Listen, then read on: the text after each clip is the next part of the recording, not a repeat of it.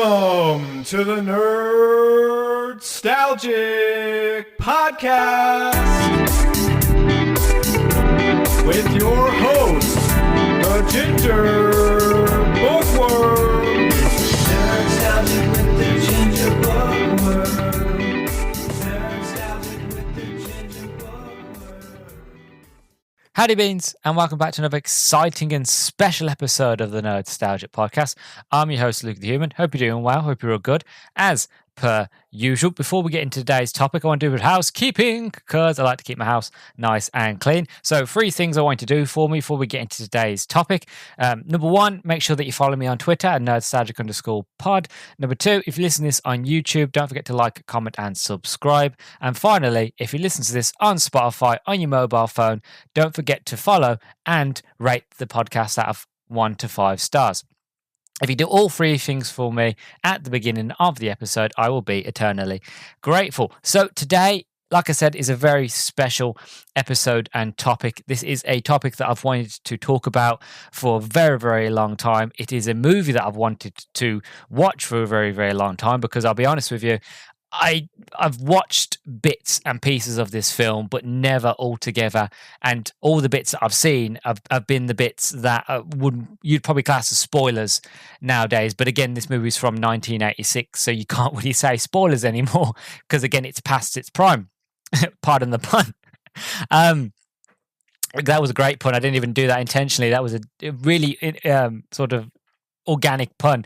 Anyway, if you haven't been able to notice from the title or from that incredible pun just then, I'm going to be looking at the Transformers movie from 1986. One of the reasons why I wanted to look at this movie, not just because, again, it's been on my list for ages and I love the Transformers, but also because Transformers 1 comes out today. Hopefully, by the time this comes out, it's either comes out today or soon. I find it really, really silly that all right, so this makes no sense, but I'm going to try my best to explain it. So apparently, Transformers 1 comes out in the United States on the 20th September. But get this, right? So apparently, here in the UK, where I live, we won't get to see this movie until the 11th of October. Now, I did think about, should I push this back till October? But I can't because I'm going to be very busy in October with spooky season and doing all my B-tier horror movies. So I just it just wouldn't fit. So I am today promoting a movie that I can't watch until next month, but I am going to see it when it comes out, and I'm very excited for what Transformers 1 is going to be. I've seen the trailer, it looks incredible, and I'm very, very much excited. But I thought because the movie's coming out soon in the US, and because, again, to kind of go on with the hype, I wanted to do an episode on Transformers, and where better to start than the original movie from 1986. So, as for the synopsis of the film, it's not a very long one. So, the Autobots must stop a colossal planet, Unicron, from consuming robot who goes after the Autobot matrix of leadership. At the same time, they must defend themselves against an all-out attack from the Decepticons. Not very long, not very short. The IMDb didn't really do me much favors today, but that is kind of to give you an idea of the synopsis.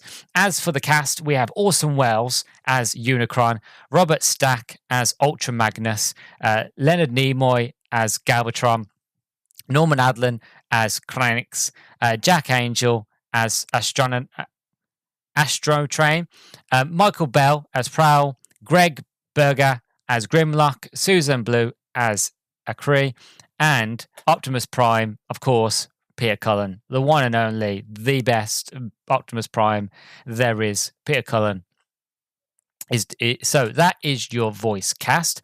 As for the production, the development, so I broke it down to writing and production. So as for writing, the Transformers television series began broadcasting in 1984 to promote the Transformers toys by Hasbro. The Transformers the movie was conceived as a commercial tie-in to promote the 1986 line of toys. The TV series featured no deaths, and the writers assigned familial identities to characters for children to associate with. However, Hasbro ordered that the film kill off several existing characters to refresh the cast, and we know why they did that, and I'll talk about that in a minute. Anyway, moving on. The director, Nelson Shin, recalled Hasbro created the story using characters that could best be merchandised for the film. Only with that consideration could I have freedom to change the storyline. The screenwriter, Ron Friedman, who had written for the TV series, advised against killing the Autobots leader as Optimus Prime. He said in 2013, to remove Optimus Prime, to physically remove Daddy from the family, that wasn't going to work. I told Hasbro and their lieutenants they would have to bring him back, but they said no and had great things planned. In other words, they were going to create new, more expensive toys. Again, we'll get into that in a second. According to the screenwriters, Hasbro underestimated the extent to which Prime's death would shock the young audience.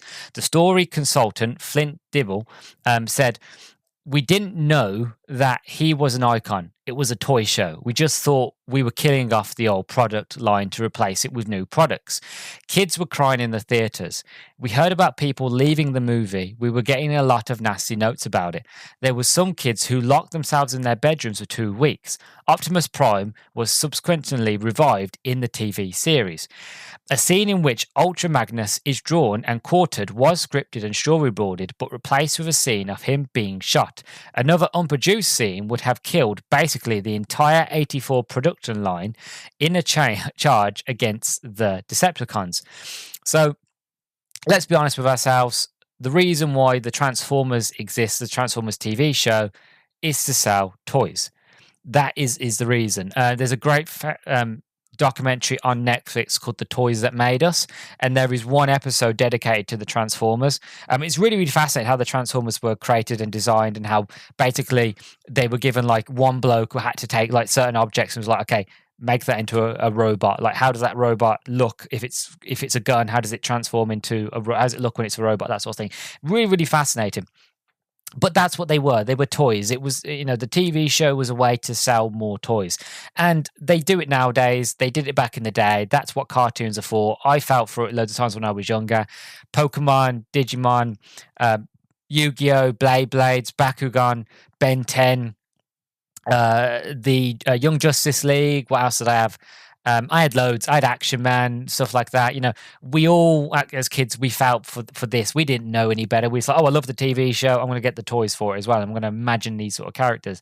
And that's what it was. It was a business. It was a way to kind of make more money. Well, again, when it comes to the movie, the reason they killed off a lot of the characters was because they wanted the parents to go out and buy all the new characters from the movie. So it was like, well, we've got to get rid of the existing characters. Again, wipe the slate clean, start again. And as they said, they didn't realize, which again, how did they not realize? They knew how successful the toy line and how successful the TV show was.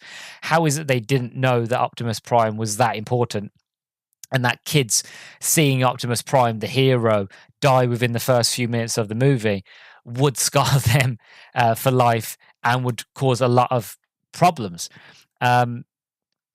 It's just, it makes me, it's one of those where I that's probably the only scene I've properly seen of that film, because everybody knows that scene of the movie. Because again, it was so soon and so sudden and so sort of a shock to everybody that it was just the talk. Everybody knows it. And it was just a way to kind of get new toys in. That's what the movie was for, to be honest. But I would imagine that, and it could really upset a lot of people. And I can imagine if you was a young kid collecting all the Transformers, only to the movie to come out, to go see the movie, to your favorite characters to be killed off, only because the big people at the top wanted to get more money out of you, well, your parents and yourselves. It's kind of bad, but that's just how business works. That's how the toy business works. It's all about product. It's about like getting like, how can we get this toy and resell it, but let's like change how it looks. Let's give them a knife instead of a blaster, and then it's a brand new toy. It's not. It's the same toy, but we're still going to charge you 30 quid for it. You know what I mean? It's just how it works. It's just the business. But young kids, it can scar them for life, and it did. Yeah, but I wanted to mention that because, again, we all know why they made the movie for. But how they didn't realize still shocks me. Anyway, as for the production, so the film's budget was $6 million, 6 times greater than that of the equivalent 90 minutes of the TV series. Sheen's team of almost 100 personnel normally took 3 months to make one episode of the series. So the extra budget did not help the considerable time constraints from the concurrent production of both the film and the TV series. The animation vice president, Kozomi Moriarty, I can't pronounce that, I do apologize, spent 1 year in the United States during production. He supervised the art direction, insisting the Transformers be given several layers of shading and shadows for a dynamic and detailed appearance. Sheen conceived of Prime's body fading to grey to show that the spirit was gone from the body. The Transformers the movie was the final film featuring Orson Welles. Welles spent the day of October the 5th, 1985 performing Unicorn's voice on set and died 5 days later on October the 10th. Slate reported that his voice was apparently so weak by the time he made his recording that technicians needed to run it through a synthesizer to salvage it. He also read his lines so slowly that the audio had to be shortened to speed it up with about 8%. Sheen said that Welles had originally been pleased to accept the role after reading the script and had expressed an admiration for animated films. Shortly before his death, Welles told his biographer, Barbara Lemming, "You know what I did this morning? I played the voice of a toy. I played a planet. I menace somebody called something or other. Then I'm destroyed. My plan to destroy whoever it is fraught, and I tear myself apart on the screen." End quote. So that is a quote from Orson Welles, and that is sort of the end of production. I didn't realize actually that this was one of the last movies Orson Welles did. I was quite shocked reading that through. I was like, I can't believe this was the last one. He did, like, Orson Welles, fantastic. What a great voice. But yeah, one thing I forgot to mention are sort of my memories of this movie, and the reason being is the fact that I don't really have many. Other than I've seen bits and pieces over the years. I've never seen the full film. But I am excited to go in, because I love Transformers. I grew up with the Transformers toys. I have an original from 2007 from the Transformers Michael Bay movie. I have a huge Bumblebee toy, basically, giant robot that transforms into a huge Camaro. And when I say a huge Camaro, it's like I need 2 hands to hold it, and it's quite heavy, and it takes forever to deform it and form it back into a Camaro. It took my dad forever on Christmas morning, I'll tell you that. So I still have that. I've got all 3 of the first Transformers movies, because I'll admit I don't like any of the Transformers movies that came after Dark Side of the Moon. They were all terrible. What else? I watched the original TV shows, the original series on reruns. I watched a lot of the Transformers TV shows, revivals, like in the 90s and early 2000s, on like Cartoon Network and stuff like that. I am a huge Transformers fan, and it kind of pains me. It's like I've never properly sat and watched this film all the way through, and that's why I wanted to do it. Not just because the new Transformers movie is coming out, but also because I just wanted an opportunity to talk about such a wonderful, fantastic film. So, without further ado, the introduction's done. I'm going to go off now and watch this incredible movie, and I'll be back with you all in a second.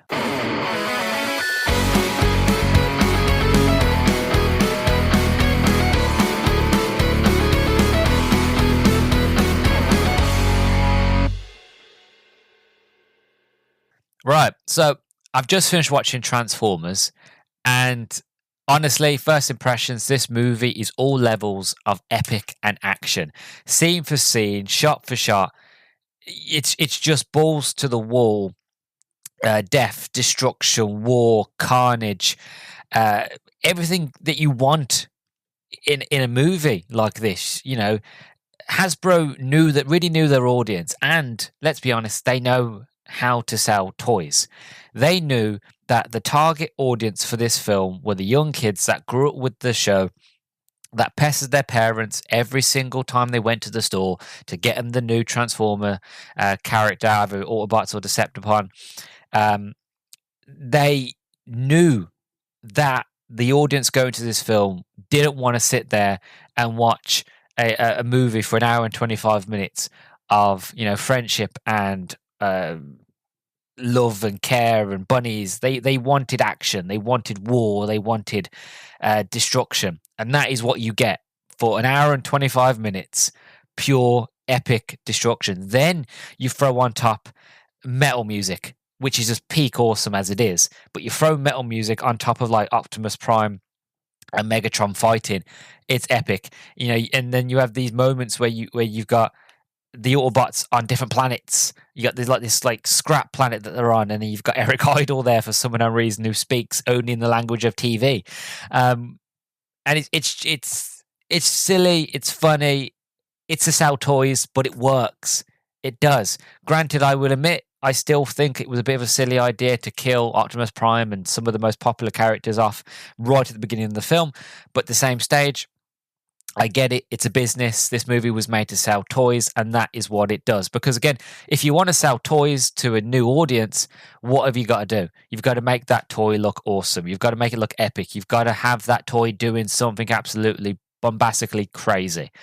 And that is what you get in this film. Every single new character or new toy gets something new to do. Some epic scene. At the very end of the movie, you have Hot Rod doing something really, really epic. I don't know if, to be honest, I haven't seen the original series in a very, very long time, and maybe I should have watched it before I watched this film, just to kind of rehash what characters are new and what characters aren't. But even though saying that, you can still kind of get that feel of like each character has a point to sell a toy, but also has a point of actually being epic and do something cool that a kid will leave leave the cinema and go, Mom, I want that new Hot Rod toy, or I want Unicron, or I want Galvatron. I want these new toy sort of characters. I need it, sort of thing. And that's the whole point at the end of the day. And first impressions, it succeeds in that. It is epic. As I mentioned, an hour and 25 minutes of pure 80s level epicness with incredible sort of heavy metal music and epic action scenes and just epic levels completely, with some great voice acting. What more could you want? What more could you ask for from this film? You get everything right at the beginning. What I love about this story is that it has one of the best villain introductions I have ever seen. They bring in Unicron so epically. And this is how you should do at the entrance of a villain. And this reminds me of the beginning of Avengers Infinity War. With Avengers Infinity War, we knew that eventually Thanos was coming. We knew he was on his way. We knew that things weren't going to go well. And at the end of Thor Ragnarok, we knew he appears. So we knew leading up into this movie, it was going to be something spectacular. And the thing is I love about Thanos is it's beginning of that movie. As soon as that movie starts, you don't see the carnage, the destruction. You don't see him lay waste to it. You don't see him straight away. It's already happened. He's come in to it, and he has taken down Thor. He's taken down all of the Asgardians, everybody who was there. Then the Hulk comes in, and as far as we know up until that point, the Hulk is the Hulk. He is the Alpha and Omega. Nobody's ever beaten him. Nobody can take him on. Even Thor had a bit of a challenge doing it, and even Thor didn't properly take him on. And we're all sitting there going, "Yeah, go on, Hulk, take this guy's a chump. He can't, he can't defeat you." And then straight away, after the Hulk gets a few hits in, Thanos just levels him out. Destroys the ship, kills everybody, boom, gone, sets up, straight away, he is a force to be reckoned with, and that he is deadly, and you don't even have to explain as to why. If you are a fan of the comics, or if you're a fan of the story, you know why Thanos is so dangerous, and if you're just like a watcher of the films, you are told straight away why he is such a dangerous character and why he's such an important villain. It's the same here with Unicron. Unicron is exactly the same. There's no need for explanation. There's no need for like background commentary of like back in the century, Primus, which is the god of the Transformers, the Cybertronians. Primus and Unicron fought for decades, but Unicron went off into deep space and blah, blah, blah, blah after their fight, and we never saw him again, and then he comes in. There's none of that. There's no explicit, like, you don't need any of that. Straight away, you just have a scene where Unicron comes in, finds a planet with Transformers on it, because obviously Unicron eats Energon. He lives off Energon-rich planets. And obviously the best place to get it is Cybertron and planets like that. So he comes in, destroys a planet, kills it. He doesn't say anything. You just see this destruction. You see how dangerous he is. You see how much of how a force to be reckoned with of a character. And it's such an incredible introduction. No need to explain why he's a villain or who he is. Just show it. And it does that. It, like I said, it reminds me of the beginning of Infinity War. And again, it leads into what I was saying again with the introduction. They knew their audience. They knew the kids weren't going to be bothered to listen to, backstory about these characters. Some of them might care. Yeah, the hardcore, like, younger fans who watched every single episode, they might care. But really, at the end of the day, this movie, it just wants to be action. It wants to be epic. It wants to have those epic set pieces. And that's what it does at the beginning of this movie. Is the fact of there's no description, there's nothing. Unicron comes in, destroys a planet, and you actually see him devouring everything and turn everything into like a soup, kind of. If you have to think of like what the Collectors did in Mass Effect 2, where they would take colonists and then they would turn them into soup and pump it into like a Reaper, that sort of thing. The only difference is Unicron is pumping it into himself, and he lives off the Energon, so he can keep living and keep going. And, set pieces, epic, awesome, and that is what they do. And then from there, you just have set piece after set piece after set piece of epic hardcore music, death, destruction, mayhem. Wow, yeah, incredible. And when you go from that, and then it goes back into the Decepticons and the Autobots having their war, going toe-to-toe with each other. And then you have Megatron and Optimus finally having their face-off, proper to the death face-off. Optimus Prime sadly dies. Megatron, he's gravely wounded. His wounds are quite fatal. He gets dusted. Unicron finds him and basically upgrades him to Galvatron, and then from there it is basically that's where Unicron comes in, and he's got his new minions, he's got Galvatron and Galvatron's new army, and trying to find the Sparkle leadership. Literally, the story, it's not that important. It's more, I would say the story is there because it needs to be there. You need to have a reason to go from place to place to place.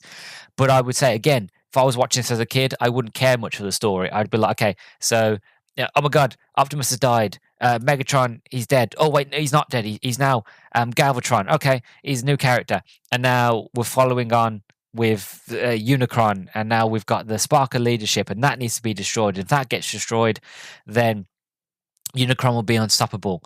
And then Unicron tries to eat and destroy and devour Cybertron.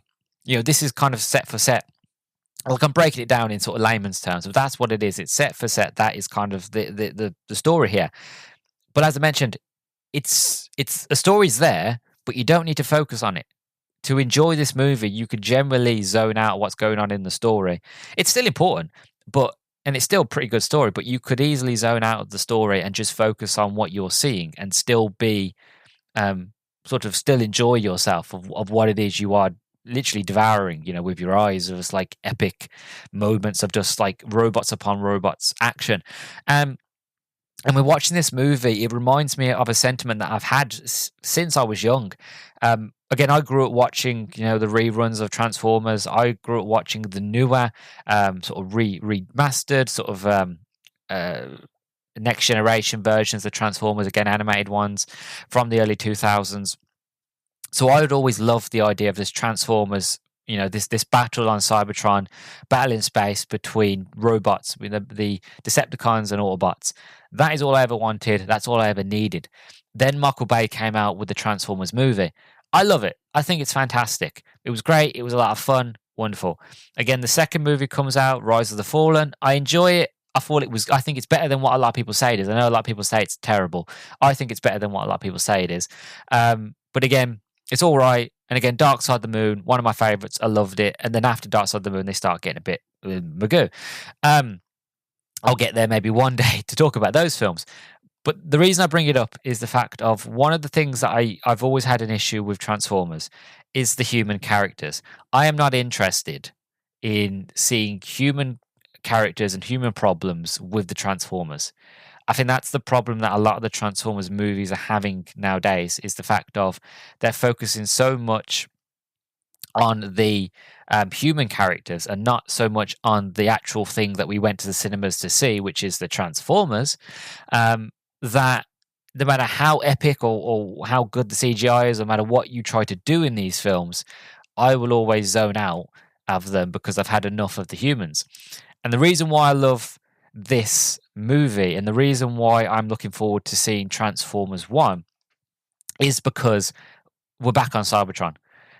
We are back to what we loved about Transformers. It's just Transformers, Autobots versus Decepticons fighting each other. That's all we want to see at the end of the day. That is the best part about it. No humans, and like, don't worry, there is humans in this film, but they're not. They're there, but they're not overly important, really. The main focus is just the Transformers fighting the Transformers. That is it, and that's all you want to see. And I'm hoping. Well, I've been hoping this for years, and I doubt they'll do it because I feel like it'd just be too expensive if they did it in CGI. I think the only way you could do it faithfully is in animated form. But I would love to see. Think of the level of, the live action Transformers movies, but take out the humans and literally have a Transformers live action film on Cybertron. Kind of what they're doing with Transformers 1, but make it live action. That's what I'd love to see.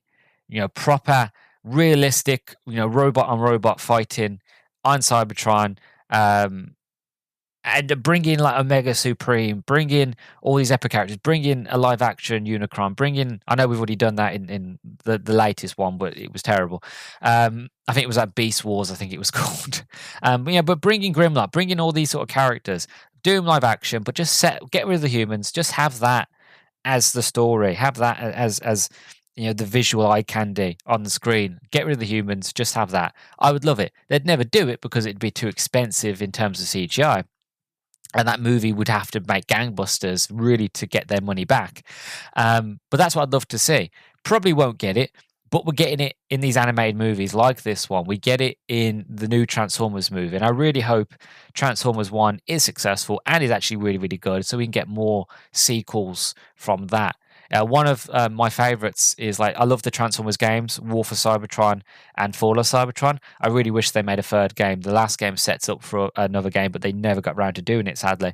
But they actually continued on that story on Netflix, which was the War for Cybertron tales. And again, I really recommend them as well. They're animated and they're fantastic and really epic and really gripping, to be honest, and some of the best Transformers sort of content I've seen in such a long time. So I recommend those on Netflix. But yeah, this film gives you what you want, which is just Transformers on Transformers. That's what you want to see at the end of the day. And that's what you get. Then, looking into sort of the art style, this film is absolutely gorgeous. Hand-drawn perfection. Everything, you can see where people have hand drawn it. You can see where the backgrounds are painted.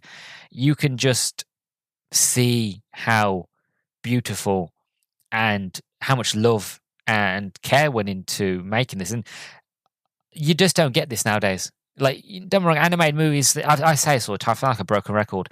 Animated movies look gorgeous. I will not sit here and say that animated movies nowadays don't look beautiful. Some look the same as others, and some a lot more artistic, but animation nowadays is quite lovely. But there's just a thing about the old school way of animating where it was hand drawn, where they used to paint the backgrounds, where, it would take longer to make the films, but they just had that human element to them. They just had that element of art, the element of care, that lonely artist sitting on their own in their office or in a cubicle, just painstakingly just making sure that getting the brush strokes right, or getting the overlay, or just the shading or whatever it is, just getting everything perfect right. So even though it was just for 1 second of a scene, just to make sure that the next second and the next second and the next second just looked incredible, so that when it ran, so when you ran like the first 10 seconds or a minute or the full hour or whatever it was, um it would just play out like a symphony. It would just look and feel gorgeous, and you just don't get that handmade element anymore. Everything is just, it's no longer organic, it's synthetic. It no longer feels like the hand of a human. It feels like the hand of a machine. And even though, again, it was a hand of a human, you've got the art pads, and you can actually watch a lot of documentaries nowadays on how they do animation nowadays. Yes, there is a hand drawn side of it, but when you add on the CGI and when you add on the sort of animation style of nowadays, you just lose a lot of it because it gets hidden under layers and layers and layers, and you'd have to take those layers off to actually see the human element. Where with this, it's organic, it's in your face, it's very much the styling of like,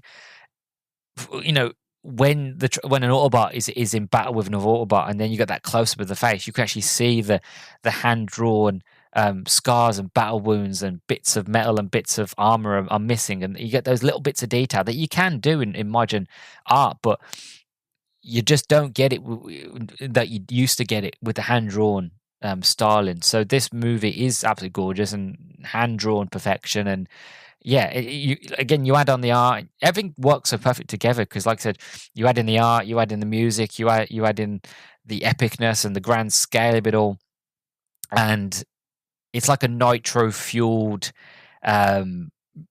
movie of just epic proportion, and you just everything a frame by frame, you could just pause any moment of the film and be like, okay, I'm going to frame that. I want to put that on my wall.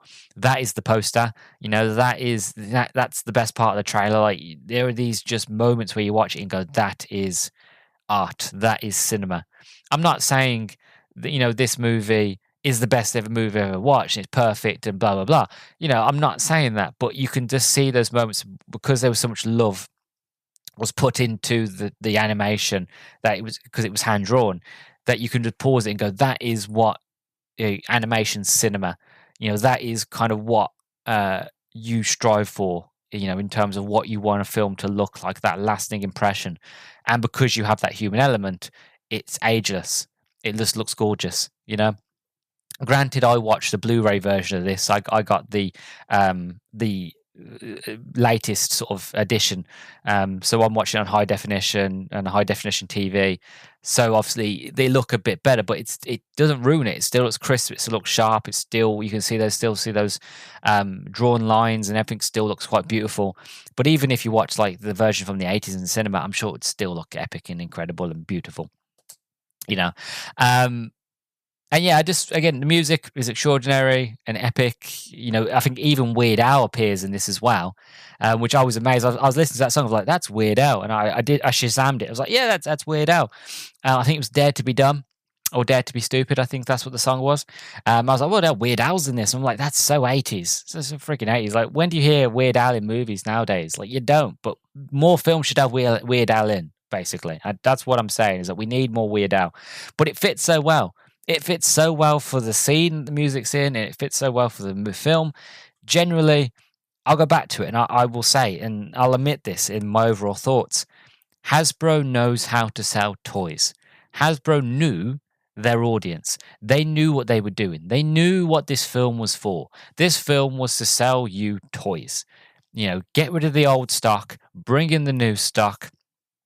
And the best way to do that is to get them excited for what it is to come. So get rid of the story. Like, story's there because we need a story, but it isn't important. It isn't, needed. What is needed is epic set pieces, epic popular music for the time, action, destruction, war, battles, blah de blah de blah. Throw in a few deaths, throw in a few sort of legendary sort of moments, and that's it. You're done. Print, copy, sell it, put it on some lunch boxes, put it on some t-shirts, and get out the door. And I'm not saying it in terms of they rushed it. It's just the fact of Hasbro knew what they wanted and knew what this movie needed to be, and they did it. It was to sell toys, and it works, because after watching this, I'm sitting there going, I don't know who some of these characters are. I want to go back and watch the original show all over again, just so I'm caught up to see what happened before and to what happens next. You know what I mean? And this was filmed from the 80s. You know, it's past, pardon the pun, it's past its prime in terms of peak wanting to go back and watching it. But still, at the same time, it's that fact of it's not past its prime at all, because again, Transformers is still relevant. Transformers is still loved and widely cared about, and this movie is still classed as a cult classic, and for a good reason, because it scarred kids for life because they killed Prime. But even so, this movie, overall thoughts are, it's epic. It's grand. It's on its own level. It's on its own scale. It's to sell toys, but it does that perfectly. Yeah, I can't fault Hasbro here. We all know what they're trying to do. I'm sure the parents at the time knew what this movie was meant to be for at the end of the day, but you still take your kids to go watch it because at the end of the day, it's what they love and it's to make them happy. And what films nowadays are any different? You know, Shrek, I love Shrek.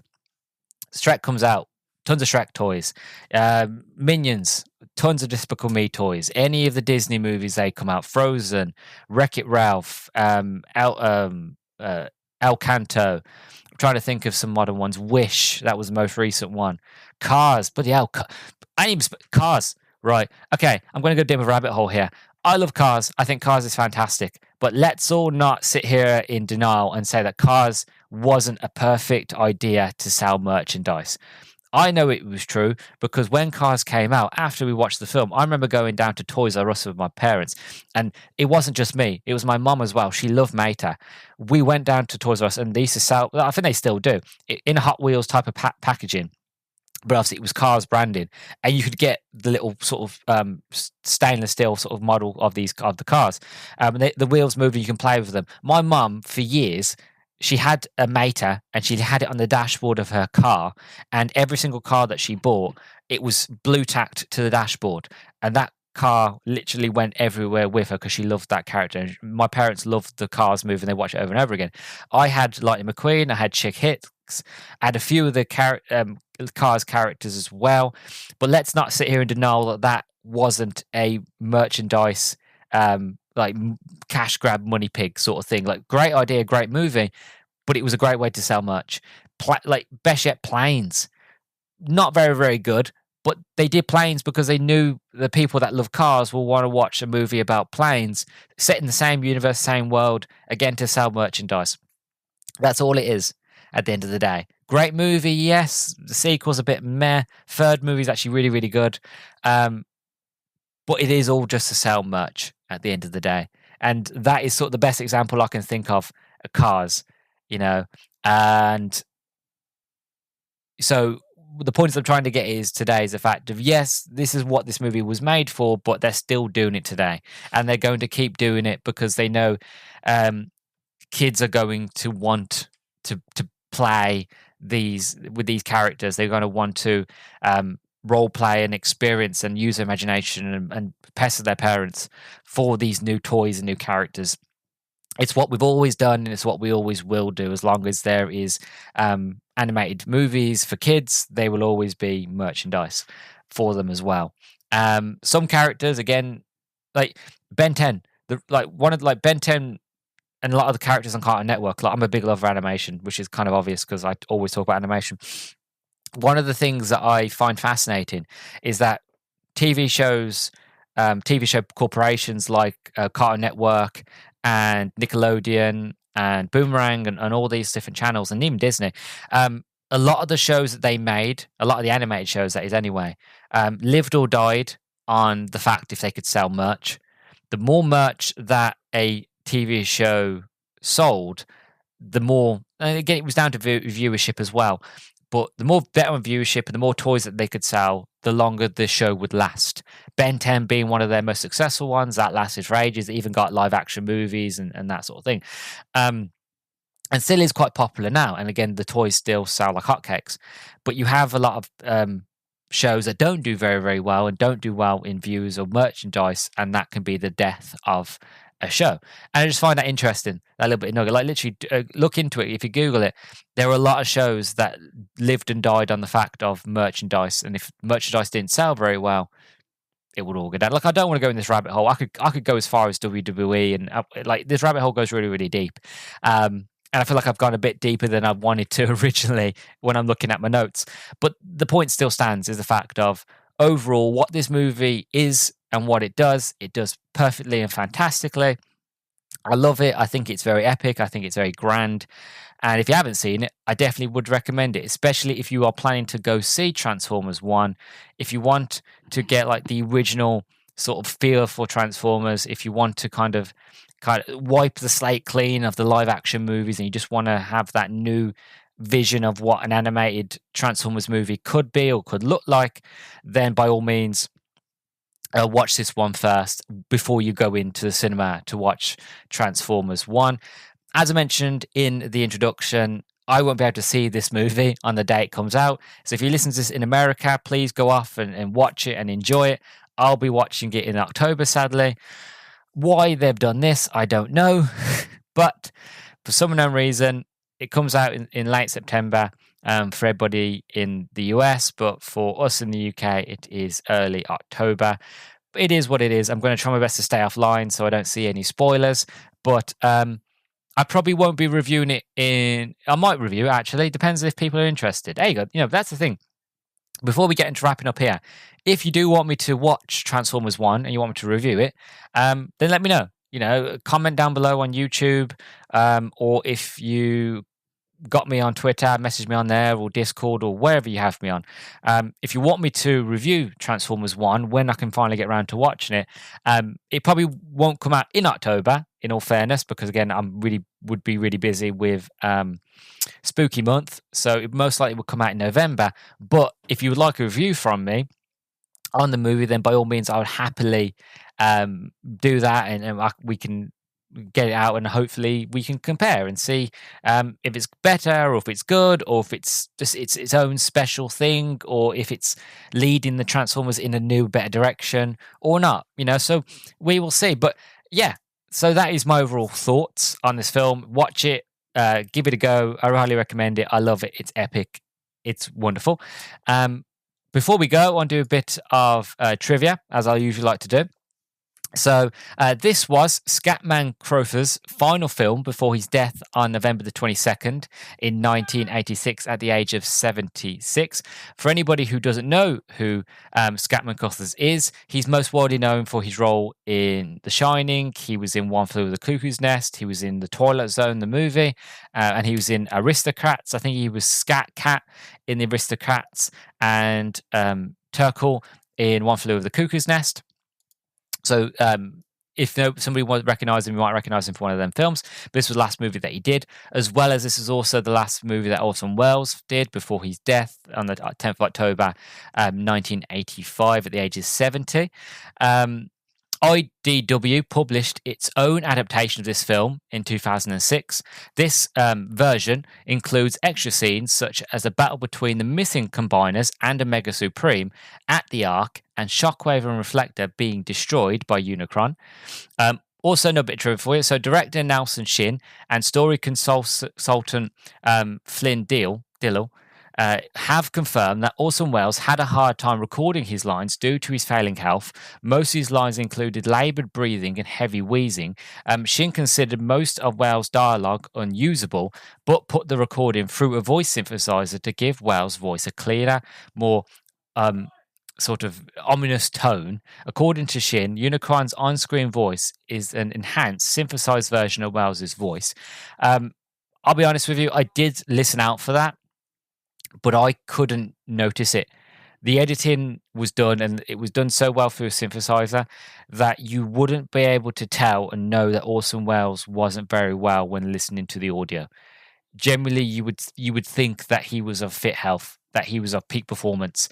There is not a moment where I sat there and went, Unicron doesn't sound as menacing or as ominous or as terrifying he's every moment scary and terrifying as he needs to be on his presence and in voice, as he needs to be on screen, and that is probably like a testament to what they're able to do, putting it through a synthesizer to try to make sure that he has a lasting legacy, that when this movie comes out that you couldn't tell, so he in a way he kind of went out with a bang, that he had sort of the best performance he possibly could have, and he does here. You can hardly notice, and it's never one where I'm sitting there and going, oh, he sounds a bit labored there. Like, no, no, no. At every single moment that Unicron speaks, you feel the gravitas, you feel the power, you feel the proper weight that the man had in his voice and the way he carried his voice. You feel it completely. So they did a fantastic job with his dialogue. It's a shame that he was out of ill health, because again, if there was a lot of the dialogue was unusable, trying to think of what extra dialogue he could have had or probably did have originally, or what was planned for Unicron, what more was planned for Unicron. Was he going to have more scenes, or was he going to be more in the story, a lot more than what we got to see?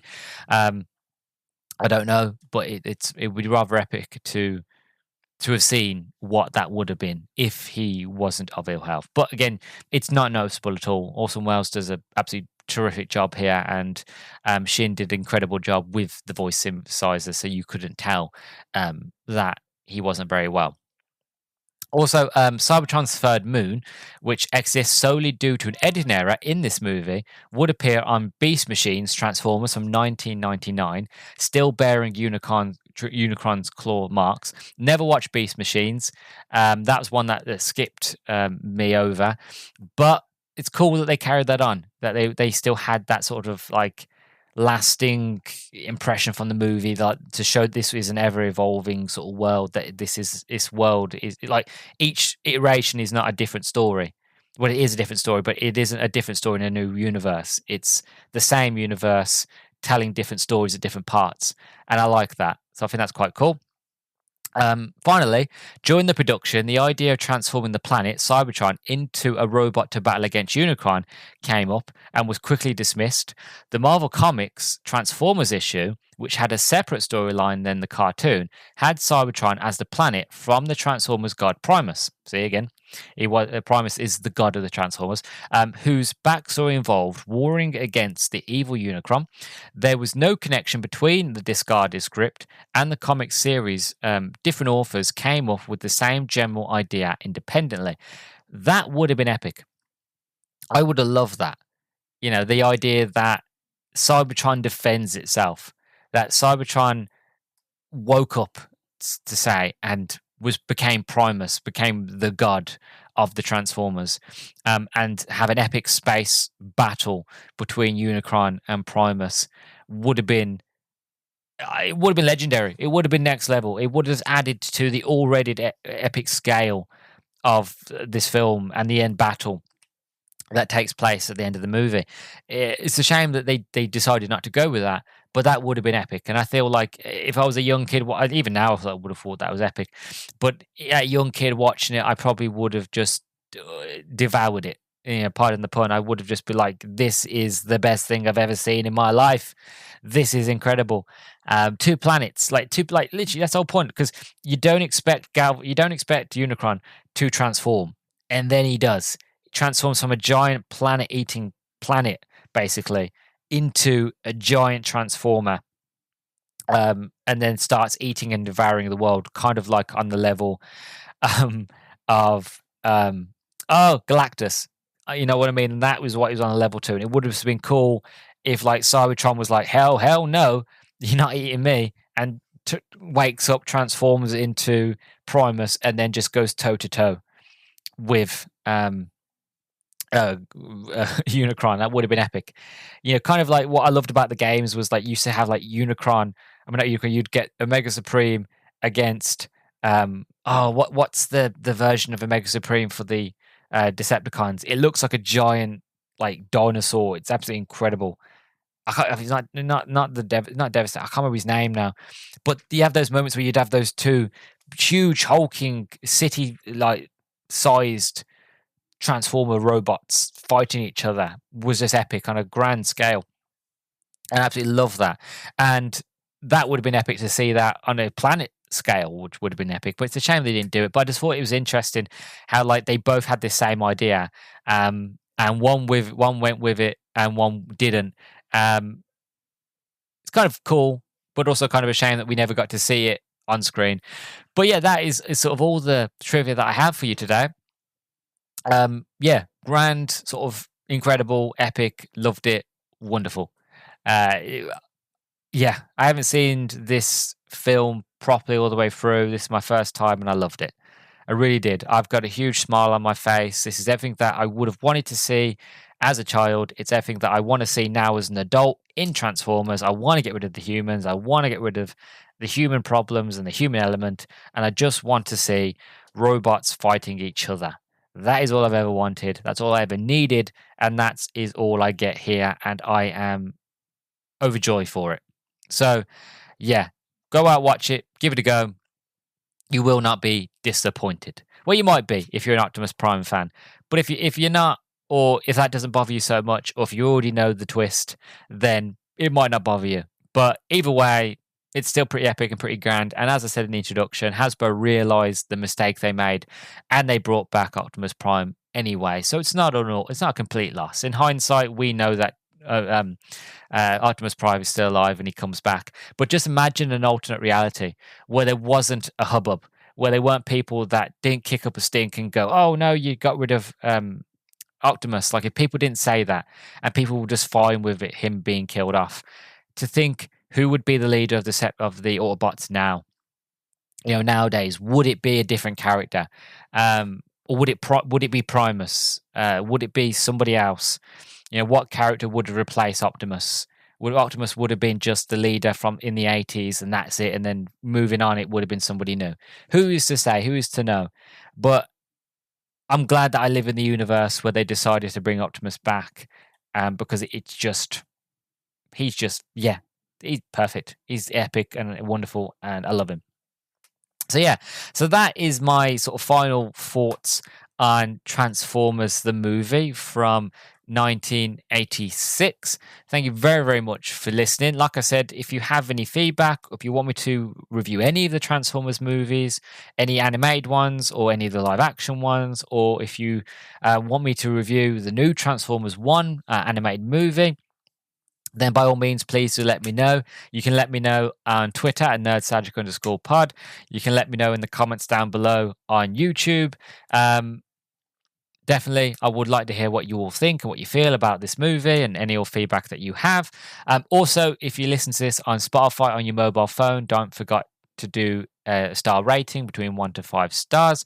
And yeah, so that is all she wrote. I'm going to go off now and start on the next project. Thank you very, very much for listening. I'm your host, Luke the Human. You've been listening to the Nerdstalgic podcast, and I will catch you all in the next one. Bye bye.